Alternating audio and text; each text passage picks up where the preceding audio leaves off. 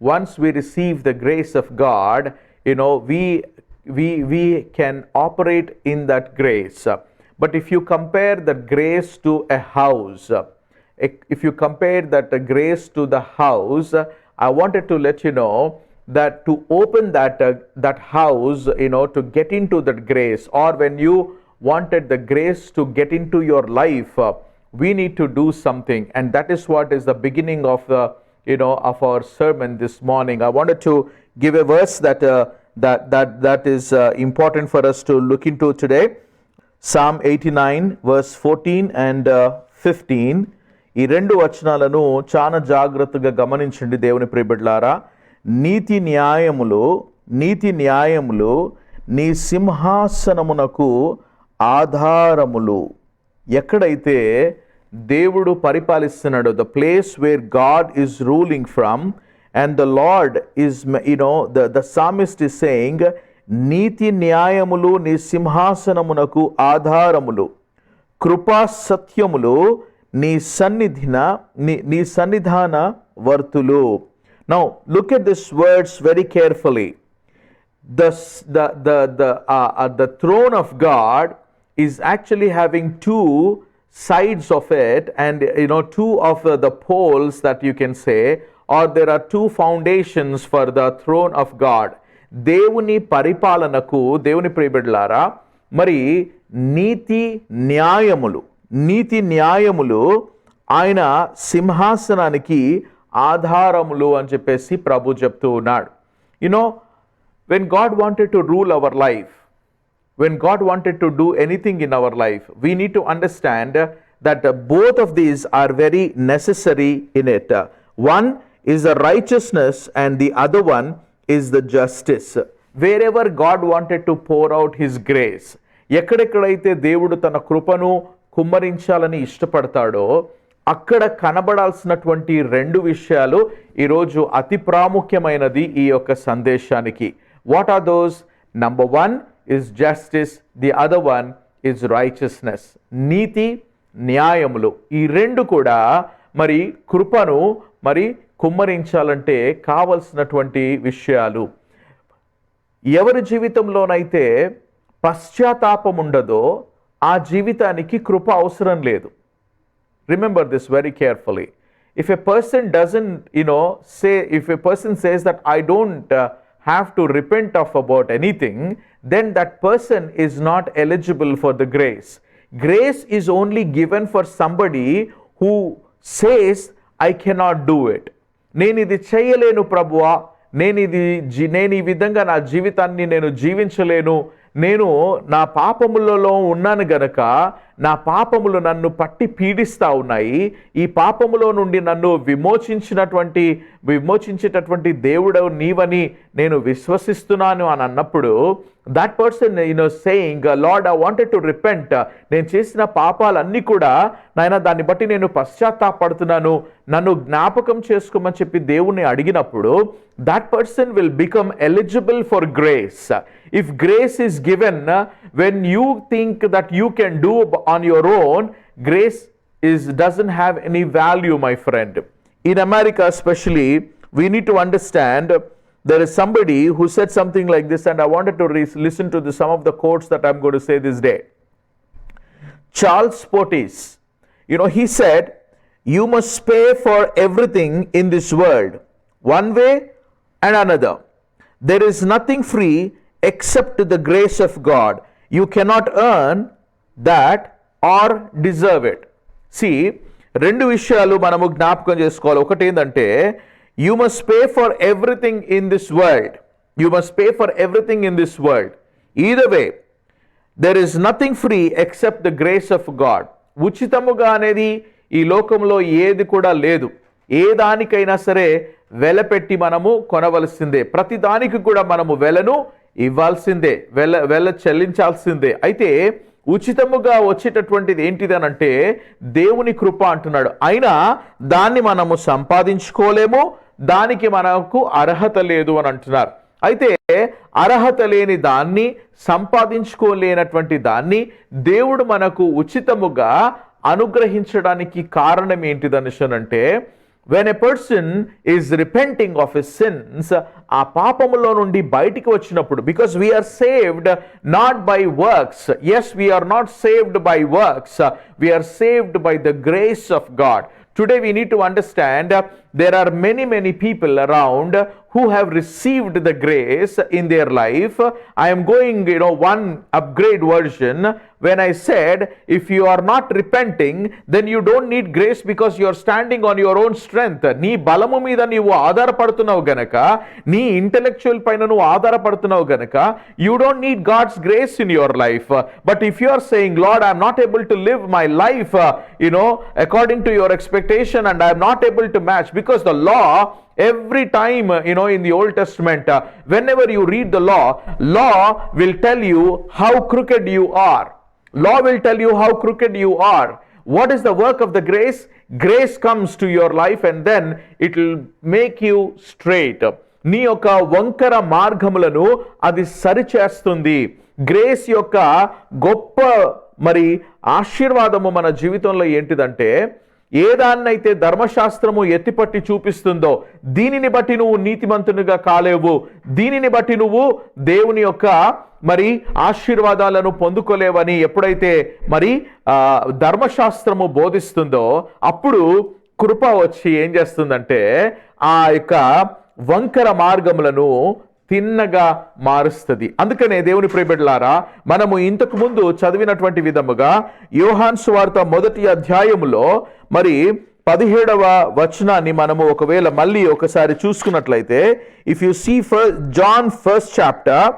John 1st chapter and verse from 14 onwards, we are seeing the word became flesh and dwelt among us, and we have seen his glory as the only Son from the Father, full of grace and truth.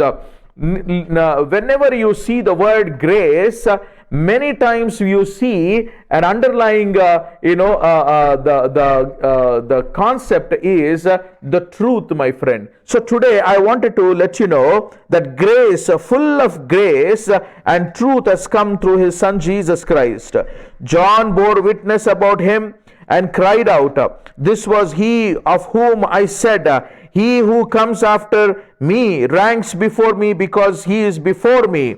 And from his fullness we have received grace upon grace. Look at the word grace upon grace. మనము కృప వెంబడి కృపను పొందుకున్నామని చెప్పేసి దేవుని వాక్యం ఉంది. For the law was given through Moses, grace and truth came through Jesus Christ. అయితే ధర్మశాస్త్రం అంట మోషే ద్వారా అనుగ్రహింపబడెను, కృపయు సత్యమును యేసుక్రీస్తు ద్వారా కలిగెను. కృప ఏ విధంగా కలిగింది మనకు అంటే, దేవుని ప్రియబిడ్డలారా, యేసయ్య ద్వారా మనకు కలిగింది అని మనము జ్ఞాపకం చేసుకోవాలి. నిజానికి గమనించండి, కృప అనేది ప్రపంచంలో లేకపోతే మనిషి ఏ విధంగా జీవించేవాడు? ఆదికాండము 6వ అధ్యాయంలో మనము చూసినప్పుడు మనిషి ఆలోచించే ప్రతి ఆలోచనలు చెడువు గనుక ప్రభు అంటున్నాడు, దేవుడు అంటున్నాడు, నేను మానవుని సృష్టించినందుకు ఆయన మనస్సులో నొచ్చుకున్నాడని చెప్పేసి రాయబడ్డది. And he wanted to wipe out all the creation of the world, but he found one man who found the favor and grace of God. అయితే ఈరోజు ప్రభు మనకు చెప్తున్నాడు ఏంటంటే, ఇండివిజువల్గా ఆయన కృప మనుషుల మీదికి రావడము మనము చూస్తూ ఉన్నాం. అయితే పూర్తిగా in the fullness of that grace has come only through his Son Jesus Christ. Today I wanted to let you know, you might have grace in your life, but you should know how to operate. What does it take for grace to operate in your life? Two things, my friend. One is the truth and the other one is the justice. That is very, very important. If you think about these things, niti nyayamulu, justice, truth and grace, all these things go together whenever we wanted to receive grace from our life. So ee vachanam prakaramu Psalm 84 lo verse 14 prakaramu, righteousness and justice are the foundation of your throne, steadfast love and faithfulness go before you. కృప ఎక్కడి నుంచి ప్రవహిస్తుందంటే, ఎక్కడనైతే నీతి న్యాయము ఉంటుందో. చాలాసార్లు మనము దేవుని కృప కావాలని అనుకుంటాము, కానీ మనము దేని గురించి అయితే కావాలనుకుంటామో, ఏ పని గురించి అయితే మనము దేవుని కృప కావాలని అనుకుంటామో, అక్కడ ఒకవేళ న్యాయము నీతి లేకపోతే దేవుని ప్రియబిడ్డలారా, అక్కడ దేవుని కృప చల్లదు, దేవుని కృప అందించబడదు. God will not give grace if God doesn't see truth and justice in any situation. You might be going through many things, but God is looking for justice and God is looking for truth. But the beauty of the Lord is, see, నేను అన్నాను కదా, you have to pay everything in this world అని అన్నాను. మన పాపముల నిమిత్తమై మనకు కానూన్ ప్రకారం న్యాయంగా ఒకవేళ ఆలోచిస్తే మనము మరి నరకానికి పాత్రులమని మనము తెలుసుకోవాలి. We are destined to hell, but the grace of the Lord appeared. See, that is what is important. When the grace appeared, what happens is, మనకు న్యాయంగా వచ్చేటటువంటి దాన్ని ఆయన పూర్తిగా తొలగించి మనకు దానికి బదులుగా దైవ కుమారుడు చనిపోవాల్సి వచ్చింది. ఆయన చనిపోయిన తర్వాతనే grace has been activated in a believer's life.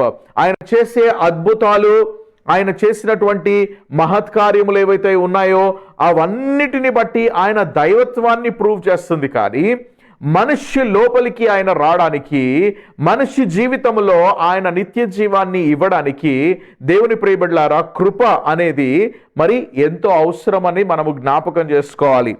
Somebody said some things about the grace. I wanted to read some of the quotes for you today.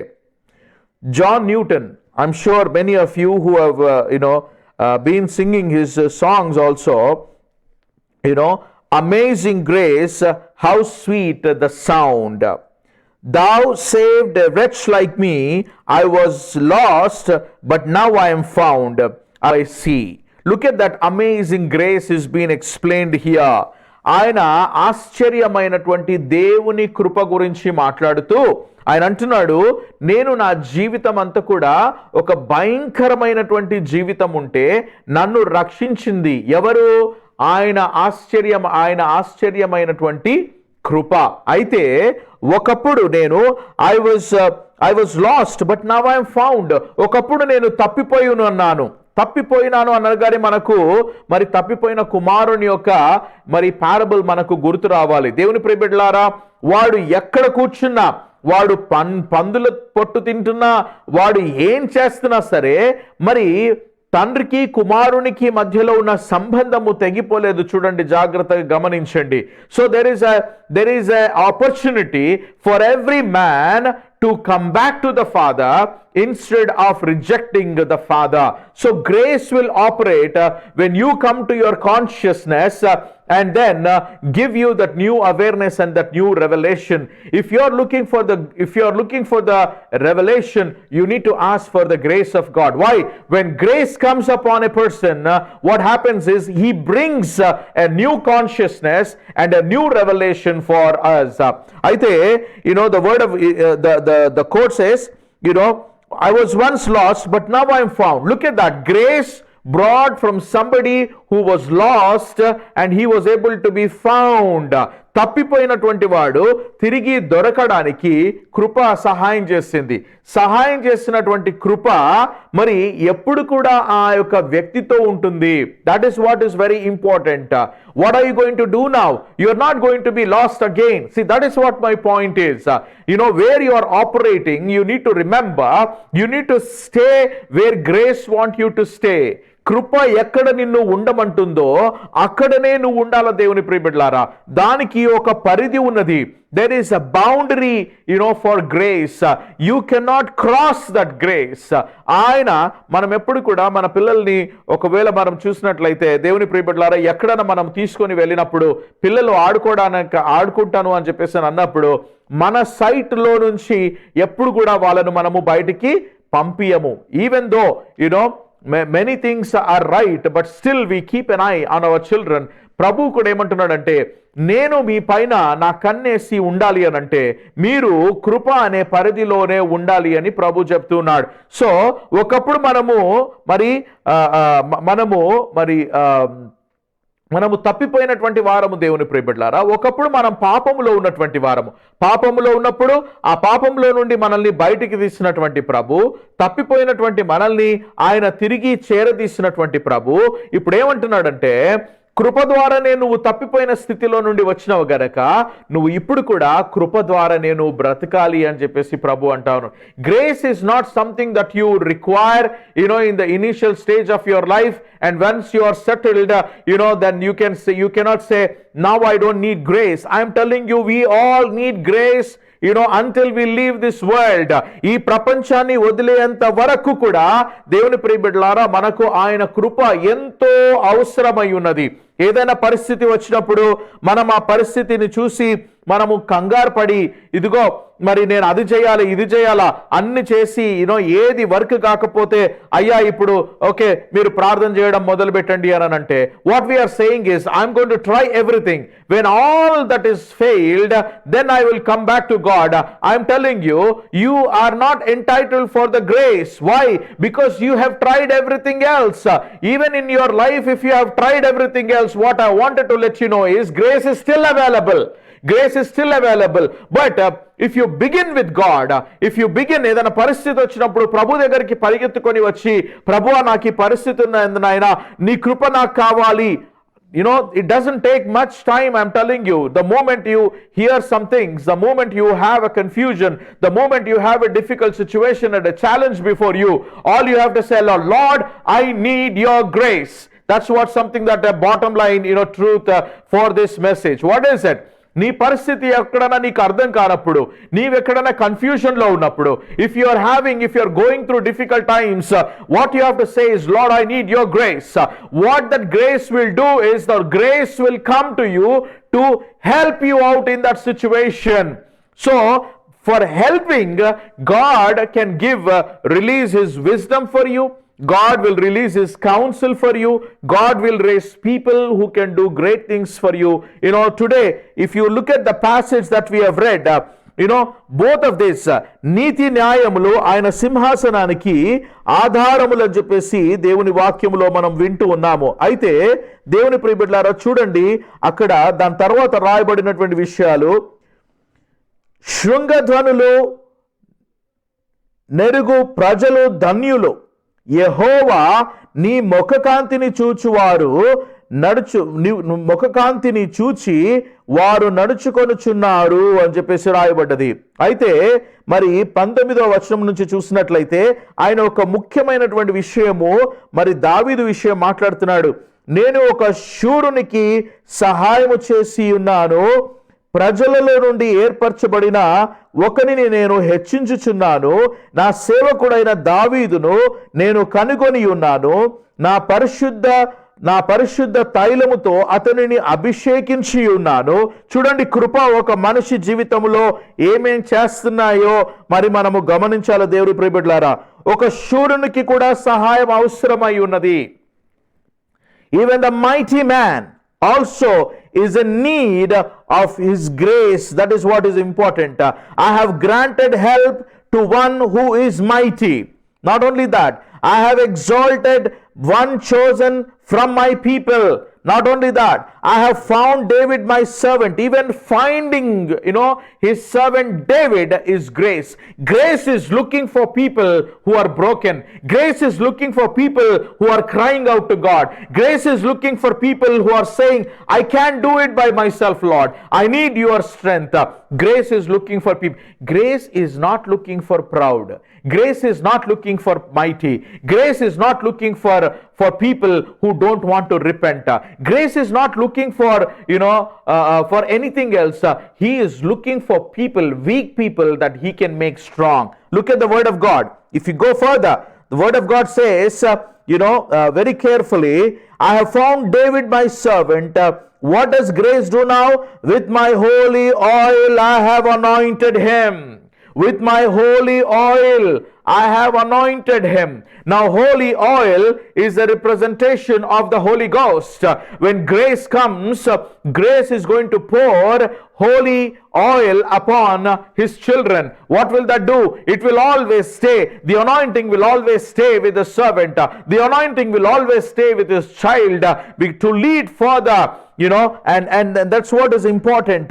My holy oil I have anointed him, so that my hand shall be established with him. నేను ఎప్పుడు ఒక మాట ఎప్పుడు చెప్తుంటారు, నా చెయ్యి ఎడతెగక అతనికి తోడయుండును, నా బాహుబలము అతని బలపరచును.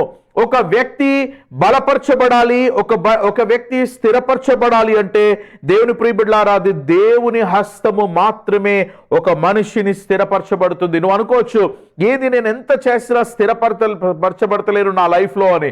I'm not established. Why? Let me tell you, the grace is looking for opportunity, but what he is looking in your life is the brokenness, my friend. What is looking is the brokenness of David, the acceptance, the repentance heart of David. That is what grace is looking for today. ఈ రోజు కృప నీ జీవితంలో రావాలని అది నాక్ చేస్తా ఉంది దేవుని ప్రియబిడ్డలారా. But you need to understand, he will only able to come when he see that repented heart, when he see that the broken heart, when he see the humbleness, he will come into that. Ee roju aa gadilo mari nu undachu, you are asking grace to come into your life. You need to understand that you need to have that brokenness and humbleness in your life. Or if you think that there is grace available inside the room, you need to remember there are three things, the phrases that God used when about he is praying, he is talking about prayer. He said you need to ask, you need to seek, and you need to knock. You know who is going to knock? Somebody who asked in the beginning, and then he will pursue what he is asking. He is seeking for what he asked. When he is seeking, God will put a door in front of him and he will knock. So the knocking comes, the third level in your prayer, my friend. Praying is asking, but what you ask, you need to seek. When you are seeking, you will see a door. You have to knock it. Now you remember, the brokenness will knock and the door will be open. The grace will come into our life. మనము జ్ఞాపకం చేసుకోవాల్సినటువంటి విషయము ఇందుకో చూడండి, ఇంకా ప్రభు చెప్తున్నాడు, my arm also shall strengthen him, the enemy shall not outwit him, the wicked shall not humble him. చూడండి, అక్కడ రాయబడ్డది, ఏ శత్రువు అతని మీద జయమునందడు, ఏ శత్రువు కూడా అతని మీద జయమునందడు, దోషకారులు అతనిని బాధపరచరు, అతని ఎదుట నిలవకుండా అతని విరోధులను నేను పడగొట్టెదను. Did you see that one? What grace does? Grace is saying, I will crush his foes before him and strike down those who hate him. This is the word of the Lord, and the Lord is also giving an affirmation. He is saying, my faithfulness and my steadfast love shall be with him, and in my name shall his horn be exalted. ఒక వ్యక్తి ఘనపరచబడాలంటే కూడా నా విశ్వసత్యము నా కృపయు అతనికి తోడయుండును, నా నామమును బట్టి అతని కొమ్ము హెచ్చింపబడును. దేవుని నామముకు స్తోత్రములు.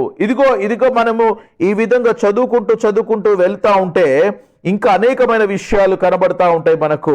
Look at this.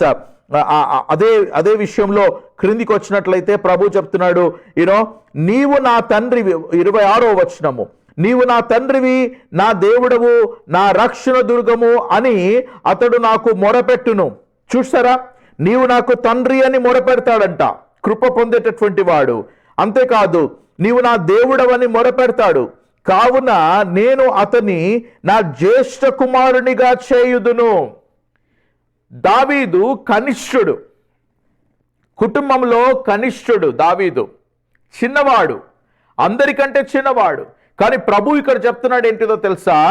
మరి దేవుని ప్రియబిడ్డలారా, దేవుని కృప అంటూ దావీదు మీదకి వచ్చినప్పుడు కనిష్ఠుడైనటువంటి వాడు జ్యేష్ఠుడుగా మారుతా ఉన్నాడు. దేవుని నామముకు స్తోత్రములు. యాకోబుకు జ్యేష్ఠత్వము దొరికినట్టు మరి కృప ఇప్పుడు ఒక సేవకుని దేవుడు చెప్తా ఉన్నాడు. దావీదు గురించి మాట్లాడుతూ, నా జ్యేష్ఠ కుమారునిగా చేయుదును, భూరాజులలో అత్యున్నతునిగా నేను ఉంచెదను, నా కృప నిత్యము అతనికి తోడుగా నుండజేసేదను. దేవుని నామముకు స్తోత్రములు. అందరు హల్లెలూయా చెప్పండి ఒకసారి. ఆయన కృప నిత్యము ఉండేటటువంటి కృప, శాశ్వతమైనటువంటి కృప. నా కృప నిత్యము అతనికి తోడుగా నుండజేసేదను, నా నిబంధన అతనితో స్థిరముగా నుండును. If my people forsake my law, we have many times forsaken his law. ఎన్నోసార్లు మనము ఆయన ధర్మశాస్త్రాన్ని మీరినాము, ఆయన చెప్పినట్టు మనం వినలేదు. If my people, look at that word very carefully. The Lord says, if his children forsake my law and do not walk according to my rules, if they violate my statutes and do not keep my commandments, then I will punish their transgression with the rod and their iniquity with the stripes, but I will not remove from him my steadfast love. Hallelujah, Lord Jesus. ఇక్కడ చూడు, కానీ అక్కడ ఏమంటుండు, నేను వారు నా కట్టడలను అపవిత్రపరిచి నా ఆజ్ఞలను గైకొనని యెడల నేను వారి తిరుగుబాటునకు దండముతోనూ వారి దోషమునకు దెబ్బలతోనూ వారిని శిక్షించదను, కానీ నా కృపను అతనికి బొత్తిగా ఎడము చేయను. అబద్ధికుడనై నా విశ్వసత్యను విడువను. నేను నా విశ్వాన్ని, నా యొక్క సత్యాన్ని, అంటే the word of the Lord is he saying that I am not false, my faithfulness will not leave. Not only that, look at the word of God says, నా నిబంధనను నేను స్థిరపరచెదను, నా పెదవుల గుండా బయలువెళ్ళిన మాటను మార్చను అని చెప్పేసి నన్ను అంటా ఉన్నాడు. ఇది మనకు ఈ ఉదయకాలము అవసరమై ఉన్నది దేవుని ప్రియబిడ్డలారా. అంతేకాదు, ఆయన తరతరములు కూడా మరి దావీదుతో ఆయన వాగ్దానం చేస్తా ఉన్నాడు. ఆయన తనంతట తాను మాట్లాడుకుంటూ, the Lord says beautiful things about his son, his servant David, my friend. Today, we need to understand and remember that grace is available for all of us, but grace is going to, you can be only able to operate when you have truth and justice, my friend. That is very, very important. సత్యము, న్యాయము మరి అక్కడ మరి కనబడాల దేవుని ప్రియబిడ్డలారా. I wanted to tell you something. I was reading about Zachman uncle's illustrations, and I like the illustration that he uses. He'll explain the difference between grace and mercy. చూడండి, ఒక పర్వతమును ఎక్కేటటువంటి వాడంట ఎక్కడన్నా stuck అయిపోయి నేను ఇంకా కింద పడిపోతున్నాను, నాకు సహాయం కావాలన్నటువంటి వాడు సహాయం గురించి అరుస్తాడంట. చూడండి, రెండు అరుపుల గురించి నేను మీకు చెప్తున్నాను. ఒకటి, వాడు నాకు సహాయం కావాలి, ఎవరన్నా నా చెయ్యి పట్టుకొని నన్ను పైకి తీసుకోండి అని చెప్పేసి వాడు సహాయం గురించి అరుస్తాడంట. కానీ ఒకవేళ వాడు ఆ విధంగా సహాయం గురించి అరవకపోతే వాడు క్రింద పడి ఎముకలన్నీ కూడా విరిగిపోతే అంబులెన్స్ వచ్చి వాడిని తీసుకొని పోతుంది. అప్పుడు కూడా వాడు అరవాల్సిందే. ఎప్పుడు? కింద పడి ఎముకలు విరిగిపోయినప్పుడు వాడు అరుస్తాడు. వాడు అరిసినప్పుడు వచ్చేది ఏంటంటే అంబులెన్స్. అదేంటిదంటే అరిసినప్పుడు వచ్చేది అంటే నీ పరిస్థితిలో నువ్వు జారి క్రింద పడినప్పుడు నీకు వచ్చేది ఏంటంటే కృప. నీవు పాపంలో పడిపోయినప్పుడు remember this one. Okay, let me tell you something. Okay, పాపము చేయక ముందు ప్రభువా నేను ఈ పాపంలో పడిపోతున్నాను, నాకు సహాయం చేయ అనేటటువంటి వాడు ఎవరనంటే కృప గురించి వేచి ఉన్నవాడు. కానీ పాపంలో పడిపోయిన తర్వాత, ప్రభువా నేను ఈ పాపంలో పడిపోయినాను ప్రభువా, ఈ బలహీనతలో నేను పడిపోయినాను, ఈ శోధనలో నేను పడిపోయినాను ప్రభువా, నాకు నీ కృపగా, నాకు నీ యొక్క సహాయం కావాలన్నప్పుడు అప్పుడు కనికరం వస్తుందంట. ఏమొస్తుంది? కృప రాదు. అప్పుడు కనికరం వచ్చి నీకు సహాయం చేస్తుంది. It's not a playing with words. Let me tell you something very clearly. before you fall in a temptation, if you cry out to God, then mercy is grace is given to you abundantly. అయితే దేవుని కృప నీకు ఎప్పుడు అనుగ్రహించబడుతుందంటే, ఎప్పుడైతే నువ్వు మొరపెడతావో, దేవా నాకు సహాయం కావాలని అంటావో, అప్పుడు దేవుడు తన హస్తాన్ని చాపి ఆ పడిపోతున్నటువంటి నిన్ను పట్టుకొని ఆయన ఎత్తైనటువంటి శిఖరము పైన నిన్ను నిలబెడతాడు. అది grace చేసేటటువంటిది. When you miss that grace in your life, when you fall in a temptation, when you fall in a sin, even at that time, God is saying, I am not going to give you what you deserve here even now also. But now what happens is, mercy will come. Mercy is something that it is not doing what it's supposed to do. నీవు ఆ పాపంలో పడిపోయినప్పుడు దానికి వచ్చేటటువంటి పాపం వలన వచ్చు జీతము మరణము అని రాయబడి ఉన్నది. కనుక దేవుని ప్రియబిడ్డలారా, what we need to understand is, I do not know where you are crying. కొండ మీద నుండి పడక ముందు ఏడుస్తున్నావా, నువ్వు మొరపెడుతున్నావా, లేదా పడిన తర్వాత ఎముకలు విరిగిన తర్వాత ఏడుస్తున్నావా?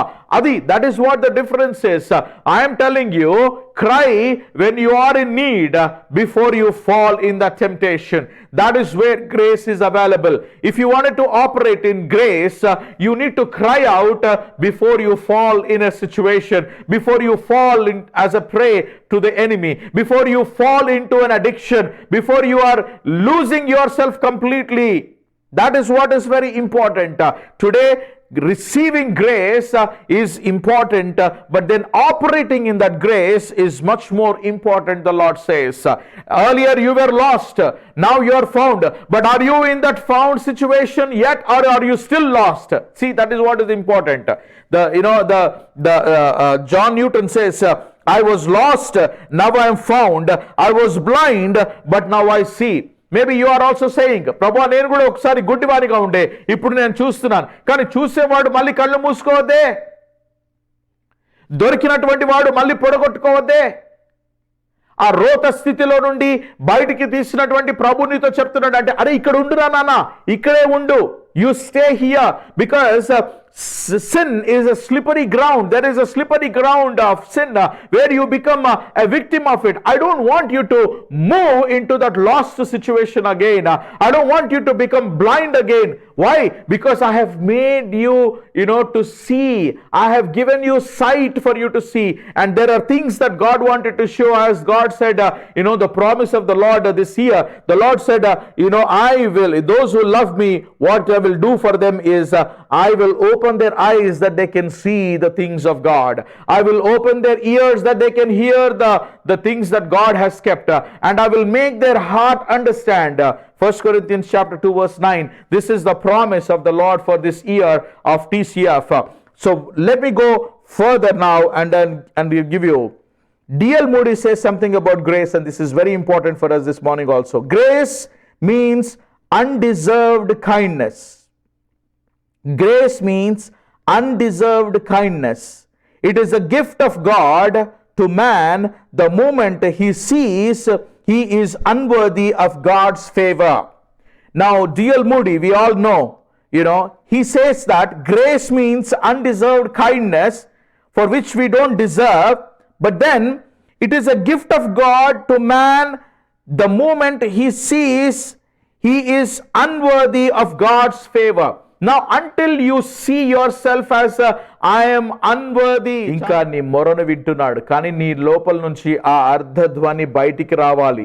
నీ లోపల నుంచి ఎప్పుడైతే I am not fit for it, I don't deserve this, the unworthiness, whenever God sees man saying, Lord, I am unworthy for your favor, I am unworthy but I need you, yes, grace will come upon that person's life.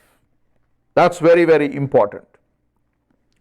Charles Spurgeon says something beautiful. He says, grace put its hand on the boasting mouth and shuts it once for all. What you receive through grace, you might lose it with your mouth. We got to be careful.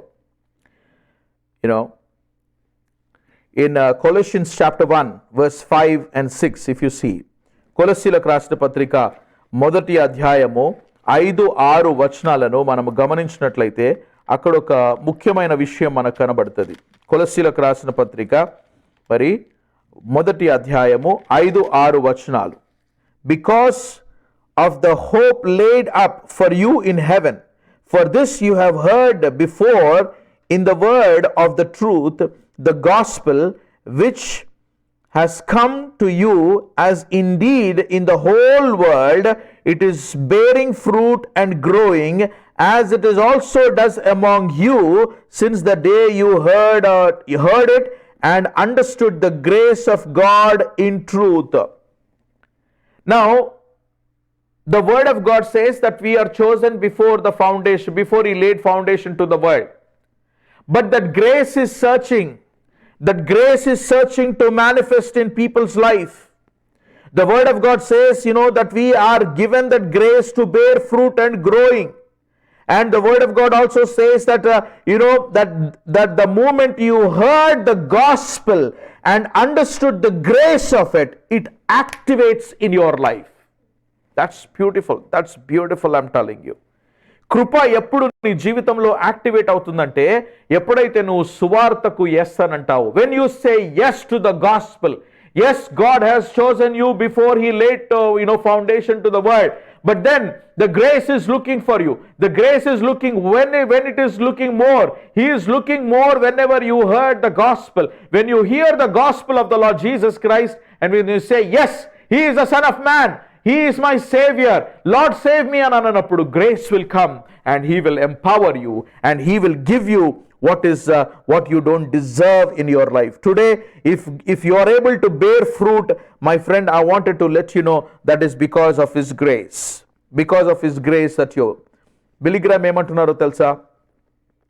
When you pick up the cross of unpopularity, wherever you may be, you will find God's grace in there, more than sufficient to meet every need. And I truly understand this one. See, cross ఎవరికి ఇష్టమండి? Cross ఎవరికి ఇష్టమండి? It's very unpopular. Cross is very unpopular. But the moment you pick up the cross, which is unpopular, grace activates in your life. Amen. Somebody is hearing and God is going to do wonderful things in your life.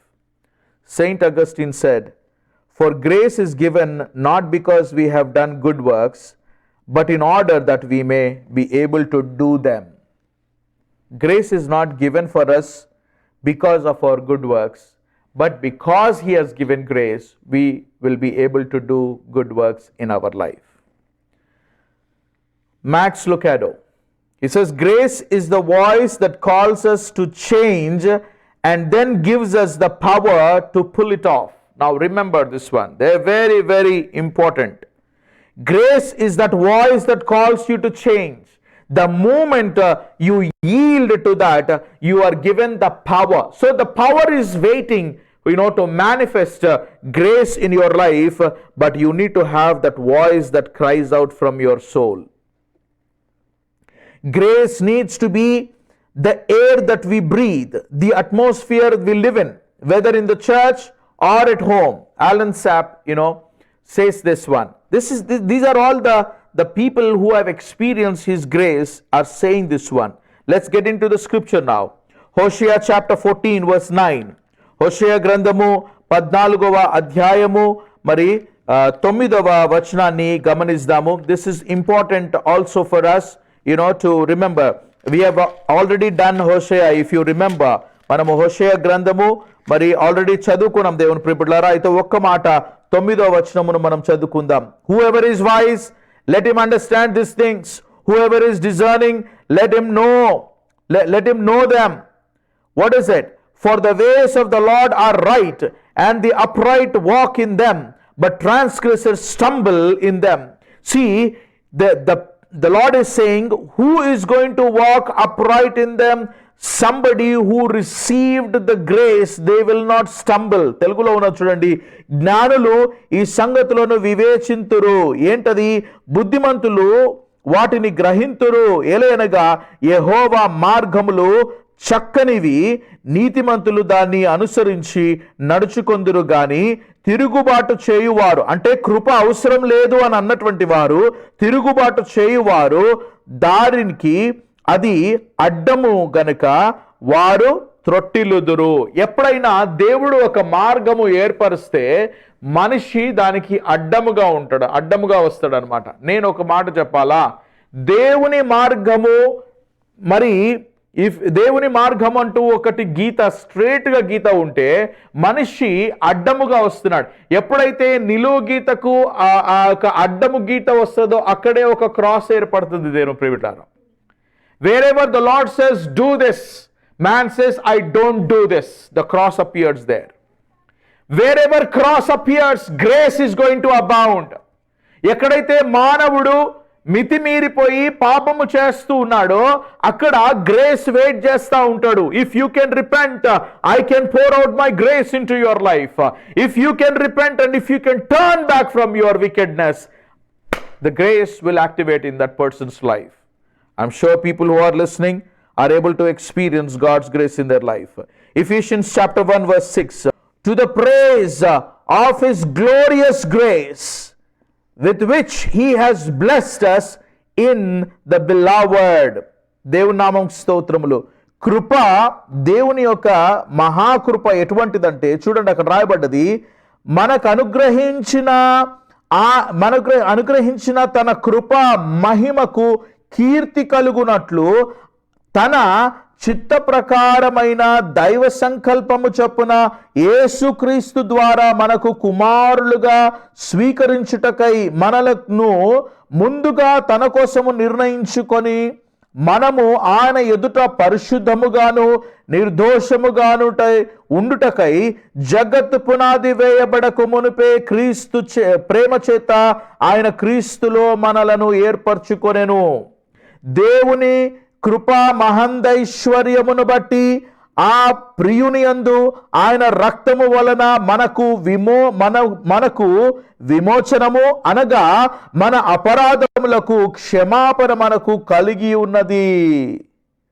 ఇది ఒక కృప ద్వారా మనము కలిగి ఉన్నాము. Look at that verse. As I said, the grace which has come into our life will look to be glorified. కృప మనకు అనుగ్రహించేది ఎందుకో తెలుసా? మడతబెట్టి పెట్టుకోనికి కాదు, జోబులో పెట్టుకొని తిరగనికి కాదు. కృప మనకు అనుగ్రహించబడ్డది ఎందుకు అనొచ్చునంటే దేవుని మహిమపరచడానికి. If you see Ephesians chapter 6, where Paul talks about the full armor of God, the whole armor of God, look at that verse very carefully. I'm reading you. Finally be strong in the Lord, verse 10 nunchi, chapter 6 verse 10, Ephesians 6:10 nunchi. Finally be strong in the Lord and in the strength of His might. Put on the whole armor of God, that you may be able to stand against the schemes of the devil. Now when you read all of it, the word of the Lord says something here which is very, very important for us. You know what it is? In all circumstances take up the shield of faith, with which you can extinguish all the flaming darts of the evil one, and take the helmet of the salvation and the sword of the Spirit and the word of God, praying at all times in the Spirit with all the prayers and supplication. To that end keep alert with all perseverance, making supplication for all the saints. Then he talks about something very, very beautiful here. He says that for which I am an ambassador in chains, that I may declare it boldly, that I ought to speak. What is it? You must be able to stand for God when all of it is done. That is very, very important, my friend. Verse 13, therefore take up the whole armor of God, that you may be able to withstand in the evil day, and having all done, stand firm. చాలా మందికి అర్థం కాదు ఈ విషయము. ఆత్మీయంగా మనము గమనించినట్లయితే కృప ఏం చేస్తుందంటే నీ యుద్ధము జరిగిన తర్వాత కూడా నిన్ను నిలబెడుతుంది. That is something wonderful. యుద్ధము జరగగానే నువ్వేమో పడిపోయి చనిపోయినటువంటి సైనికునిగా పోల్చబడతలేవు. జాగ్రత్తగా జ్ఞాపకం చేసుకుందాం. 13వ వచనము, అందుచేతను మీరు ఆపద్దినమందు వారిని ఎదురించుటకును సమస్తము నెరవేర్చిన వారై నిలవబడుటకు శక్తిమంతులగునట్లు దేవుడిచ్చు సర్వాంగ కవచమును ధరించుకొనుడి. నేను ఒక మనిషి యుద్ధం చేస్తున్నటువంటి ఒక సైనికుని గమనించండి దేవుని ప్రియబిడ్డలారా. వాళ్ళ జీవితంలో కృప ఏంటిదో నేను మీకు చెప్తాను. నీవు కూడా ఈరోజు ఎప్పుడన్నా యుద్ధము చేసి చేసి చేసి అపవాదితో యుద్ధము చేస్తూ చేస్తూ చేస్తూ ఒక్కోసారి నువ్వు వీక్ అయిపోయి ఇంకా నేను వీనితో కొట్లాడలేను, ఇంకా నేను పోరాడలేను అని నీ కత్తిని క్రింద వేసేసి నువ్వు పెడితే కొంతసేపు అయిన తర్వాత నువ్వు మళ్ళీ తిరిగి లేచి చూస్తే నీకు బదులుగా ఎవరో ఒకరు పోరాడుతున్నట్టు నువ్వు గమనించగలవు. నీలో నుంచి మరి ఏదో ఒక శక్తి మరి ఆ ఖడ్గాన్ని తీసుకొని అపవాదిని ఎదుర్కొంటూ అపవాదిని ఎదిరించి అపవాదిని జయించేటటువంటి ఆ యొక్క పరిస్థితిని నువ్వు చూస్తావు. Sometimes you say I cannot do it Lord, and then God does it. Who is doing it? Grace is going to do that one. Grace is going to take the sword. Grace is going to fight for you. You don't have to fight the battle when you have grace. God will take the victory. But the ultimate point here is what I wanted to talk is grace has come into a believer's life so that he can be glorified, my friend. ఆయన మహిమపరచబడడానికి grace మనకు అనుగ్రహించిండ్రు. When grace appeared, look at this one. Titus chapter 2 verse 11. Titus chapter 2 verse 11, if you see, this is a beautiful verse, and I like this small letter that Paul writes to his beloved son. Actually, he calls him as a son, and I wanted to let you know this beautiful word, Titus chapter 2 verse 11. For the grace of God has appeared, bringing salvation for all people. Now look at this one.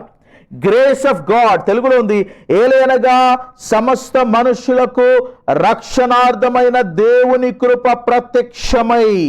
ఎందుకు ప్రత్యక్షమవుతాడండి దేవుని కృప? నేను అన్నాను కదా ఎందుకు ప్రత్యక్షమవుతాడు. చూడండి ఇక్కడ రాయబడి ఉన్నది, for the grace of God has appeared, bringing salvation to all people, training us to renounce ungodliness and worldly passions, and to live self-controlled, upright, and godly lives in the present age, waiting for our blessed hope, the appearing of the glory of our great God and Savior Jesus Christ, who gave himself for us to redeem us from all lawlessness and to purify for himself a people of his own possession, who are zealous for good works. Praise be to the name of the Lord. చూడండి అక్కడ ఎన్నో విషయాలు రాయబడ్డాయి. ఎందుకంట దేవుడు మనకు అది ఎందుకు కనబడ్డదంట, ఎందుకు ప్రత్యక్షమైందంట, దేవుని కృప ప్రత్యక్షం కావడానికి కారణం ఏంటి? మనము భక్తిహీనతను, ఇహలోక సంబంధమైన దురాశలను విసర్జించి, భక్తిహీనతను, ఇహలోక సంబంధమైన దురాశలను విసర్జించి శుభప్రదమైన నిరీక్షణ నిమిత్తము, అనగా మన దేవుడును మహారక్షకుడైన యేసుక్రీస్తు మహిమ యొక్క ప్రత్యక్షత కొరకు ఎదురు చూస్తూ ఈ లోకములో స్వబుద్ధితోనూ నీతితోనూ భక్తితోనూ బ్రతుకుచుండవలనని మనకు బోధించుచున్నది. కృప వచ్చింది బోధించడానికి. నేను లాస్ట్ వీక్ కూడా చెప్పాను, కృప వచ్చింది మనకు బోధించడానికి. ఏం బోధించడానికి? మనకు ఒక స్ట్రెంగ్త్ ఇవ్వడానికి. దేనికండి? భక్తిహీనతను విసర్జించడానికి, ఇహలోక సంబంధమైన దురాశలను విసర్జించడానికి. మనము శుభప్రదమైన నిరీక్షణ నిమిత్తము ఆయన యొక్క ప్రత్యక్షత గురించి ఎదురు చూస్తూ ఉంటది. Grace will wait for the coming of the Lord Jesus Christ. It's so beautiful, my friend. If you wanted to operate in grace, make sure that there is a structure, and that structure should have two things, as I mentioned: niti, nyayamu, righteousness and justice. Truth and grace will both go together. They are there together all the time. అందుకనే ఎప్పుడు ఆశీర్వాదం ఇచ్చినప్పుడు కృపా సత్యములు మీకు తోడయుండును గాక. కృపా సత్యం అంటే కృప ఒకటి తోడుంటే చాలు కదా, నేను ఏదంటే అది చేయొచ్చు కదా. See, grace is not a cheap grace, my friend. Today you need to understand, grace comes to reject ungodliness, but not a license to sin. Grace is not given for anyone to sin. It will definitely pull you out of a sinful nature and put you back before God, but not to go back and sin again. It is to reject whatever is ungodliness in this world and to live pure for the Lord Jesus Christ.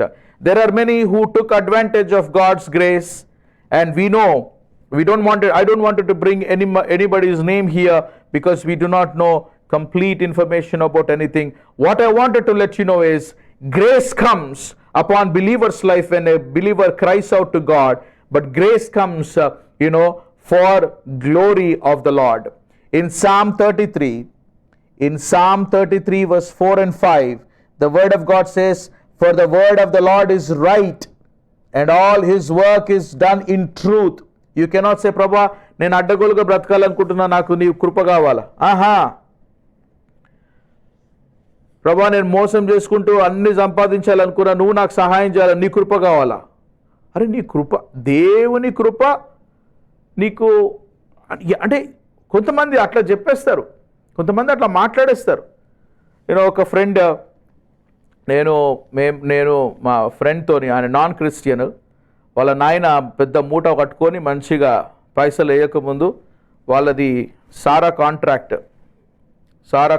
మంచిగా చెప్తున్నాడు, ఇది నీకు ఇస్తున్నా, ఇంకా కాంట్రాక్ట్లు వస్తే ఇంకా ఇస్తా అంటాడు. ఓ అబ్బో ఈ డీల్ బాగుందిరా బాబు అనుకున్నా నేను.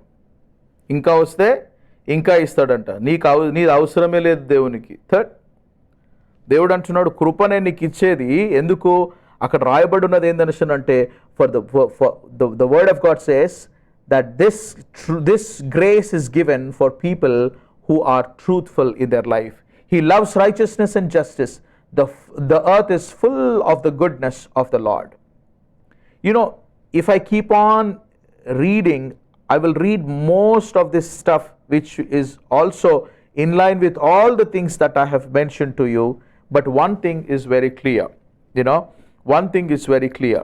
Do you need grace? Do you want to operate in grace? Don't be proud in your life. ఒకసారి కృప పొందుకున్న తర్వాత ఒకసారి పొందుకుంటే ఇంకా అయిపోతుందా? That is where I wanted to end. Maybe you have received grace for salvation, but you have not received grace to live a holy life. Maybe you have received salvation, eternal life from God, but you have not received grace, to do the good works for the Lord Jesus Christ, to reject the ungodliness. Today, maybe your life is very stagnant. ఏదో ఎక్కడో ఒక దగ్గర ఆగిపోయినట్టు అనిపిస్తుంది. నేనేం చెప్తున్నానో తెలుసా? ఒక్కసారి నువ్వు మొరపెట్టు, నీ దగ్గర నుంచి ఎప్పుడైతే ఆ మొర వింటాడో అప్పుడు దేవుడు తన కృపనిస్తాడు. ఆ కృప ఆ పూర్తిగా స్టాగ్నెంట్గా ఉన్న ప్రతిదాన్ని తొలగించి అక్కడ మంచిగా నీళ్లు పారేటటువంటి నదిగా దేవుడు చేయగలడు. మన హృదయంలో, మన తలంపుల్లో స్టాగ్నెంట్గా ఉన్న ప్రతిదాన్ని ఫ్లష్ అవుట్ చేసి ప్రభు తన గ్రేస్ని చూపించగలడు. నేను ఇంతకుముందు కూడా చెప్పాను, మళ్ళీ ఇప్పుడు కూడా చెప్తున్నాను. నీ కుటుంబంలో, నీ జీవితంలో గ్రేస్ ఉందని నీకు ఎట్లా తెలవాలనంటే, when you are merciful for others, కనికరము గలవారు ధన్యురు, వారు కనికరము పొందుదురు. వాళ్ళ దగ్గర కొంచెమంత కనికరం ఆల్రెడీ ఉంటే మళ్ళా వానికి కనికరం ఎందుకు? Blessed are those who are merciful, for they shall obtain mercy. Why does that person need mercy if we already have mercy? No. That mercy is given so that that grace is given so that you show mercy on others. When you show more mercy on others, then more grace is given. More grace, more mercy will come unto you. That is what the beauty of the Lord. Today, this afternoon, I wanted to close with one note here for all of you, my friends. That is, in what power are you operating? If you have unforgiving spirit, then I wanted to let you know, by the Spirit of the Lord and the authority that God has placed, you are not receiving grace because you have already rejected it. If you have that proudish nature, then you are saying, I am right in everything and I want to stand on it. I don't need the grace of God. But if you are broken, grace will come upon you and God will take over and God will do his wonderful work in each one of our lives. The point here I wanted to make is, కృప మనకు అనుగ్రహించబడ్డదే మనలో పూర్తి మార్పు జరిగినప్పుడు మన ద్వారా ఆయన మహిమ పొందుకోవాలని ఇష్టపడతా ఉన్నాడు. Grace will come into a brokenness of life. We all have to become an expression of God's grace. Ever, received kindness from somebody? Let me tell you, if you have received kindness from somebody, that person who showed kindness to you had grace in his life. When you are going all of a sudden in a McDonald's or in a Starbucks or any place, if you see, oh, you're paid, your bill is paid in full. What? Somebody else paid for you, sir. You can eat. Thank you so much అని చెప్పేసి వెళ్ళిపోతే, you have received grace, but you have not released kindness. How much we have received from the Lord, how much we have released in our lives. We all have people who are broken. We all have people who are in need, but we have never shown grace and kindness upon people others. And you think that you are great. తోపు అనుకుంటున్నావు నువ్వు. దేవుడు ఈరోజు నీతో మాట్లాడుతున్నాడు. నేను నీకు ఇచ్చేది ఎందుకంటే నువ్వు అనేకులకు ఆశీర్వాదకరంగా ఉండాలని. అబ్రహామును దేవుడు అంటున్నాడు, నేను అబ్రహామును ఆశీర్వదించేదను, అబ్రహామును అనేక జనులకు నేను ఆశీర్వాదకరంగా చేస్తాను అని అంటే దాని అర్థం ఏంటిదనేసి అంటే, నేను అబ్రహాము జీవితంలో పెట్టింది ఆయన ఎంతమందికి పంచిపెట్టినా ఆయన దగ్గర ఉన్నది అయిపోదు అని దేవుడు చెప్తా ఉన్నాడు. ఈరోజు దేవుడు నీతో చెప్తున్నాడు, భయపడకు నానా, నేను నీ జీవితంలో అనుగ్రహించే కృప ఏదైతే ఉందో నువ్వు అది ఎంత పంచిపెట్టినా తరగదు.